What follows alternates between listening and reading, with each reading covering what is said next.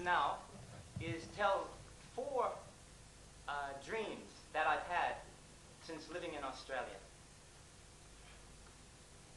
As I said in the story, I did get stranded here. That's true. And when I came here in '85, that was the year that I got stranded here. And it was obvious from the day that I got here that I had no return ticket. I had very little money, and the work that I was supposed to have, there wasn't any. Big trouble.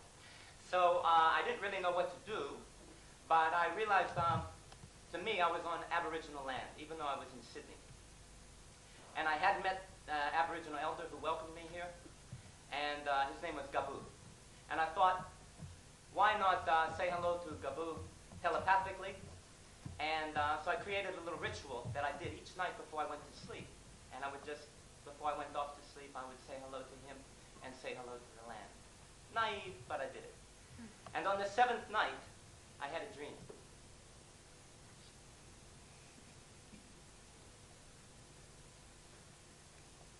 I was standing on a riverbank, and I heard a noise, and there was something running from behind me. And I turned, and just as I turned, what arrived by my side was a giant goanna. And it was panting, and it was in panic. And it looked up at me, and I looked down at it. And it blinked, and then it jumped into the water. And as it went into the water, I could see red iridescent stripes lighting up, like that. And it started to glow, and it started to grow. As it swam, it became larger and larger. And I heard another noise.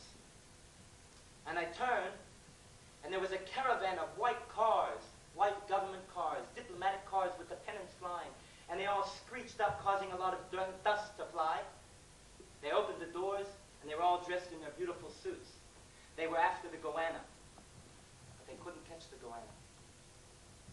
And I stood by the riverbank, I looked at them, and I watched.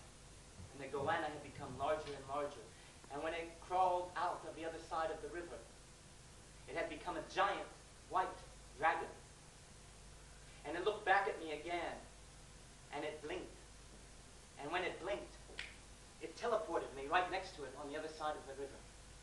And now I looked up at it, and it turned, and it started to run. And as it ran, it started to spread its wings. And it ran faster and faster and faster, until finally it took flight. And I went, wow, wow. And I woke up, and I was going, wow, wow. It was a beautiful dream. And I felt suddenly that I had arrived here. And I felt I was going to be okay, and I felt attuned to the land. It's a little dream, but that was the first dream I had in Australia, so it was important to me. And it was a beautiful dream. A few years later, 1988, January 1st, my birthday. It was also the birthday of the bicentennial. And I was at one of my local coffee shops, the Tropicana in Darlinghurst. And I had my coffee, and I left. I went to rendezvous with a couple of friends who I was going to take to Centennial Park, and we were going to look at the Bicentennial Pavilion, and I was going to show them a sacred site that Aboriginal had shown me in Centennial Park. And I got in my little yellow Renault, and I started to drive, and I went zigzagging through Darlinghurst, and I ended up at Oxford Street. And when I got to Oxford Street, going by me was a police motorcade with white diplomatic cars with their pennants flying. That's funny. And I got in right behind it. And I followed it up Oxford Street. And it turned into Centennial Park. And when I went to turn in, the police said, no, you can't come in today. You can't have a car in. This is the Prime Minister, and he's going to inaugurate the Bicentennial and the Bicentennial Pavilion. So I went home, and I rendezvoused my friends, Marianne from Melbourne and Bruno from Adelaide. We got in the yellow Renault, drove to Centennial Park, and we went in and looked at the Bicentennial Pavilion. And to tell you the truth, we weren't impressed. So we went meandering up the hill, and I said, I'm going to show them the sacred site. And I'm looking for it, looking for it. It's been a long time since I was there. And all of a sudden, the rocks are starting to look alike, and the trees are looking alike. And I go, oh, and they say, I is this for sure, for real? I said, yeah. And finally, we got to this one rock at the top of the hill. And from the front, it looks like an ordinary rock.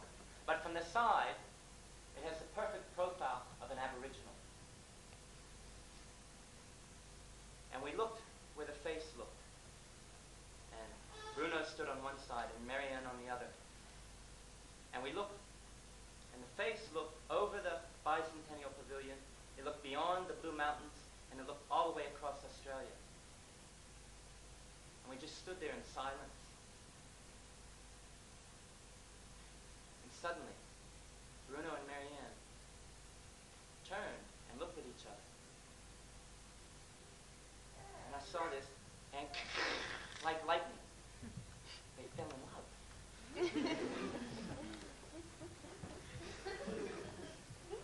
Wow. I felt like Cupid, you know? Little prick. Ding, ding. Or Harlequin. With your slapstick. Or the devil. With his fourth blink. Love. I guess it's better than any dream. And that was the conclusion of that dream. The dragon and Bruno and Marianne. It's just a little dream. I have 3 more dreams I want to tell you. There's maybe no point to them, but I think there is. But you'll have to guess what it is.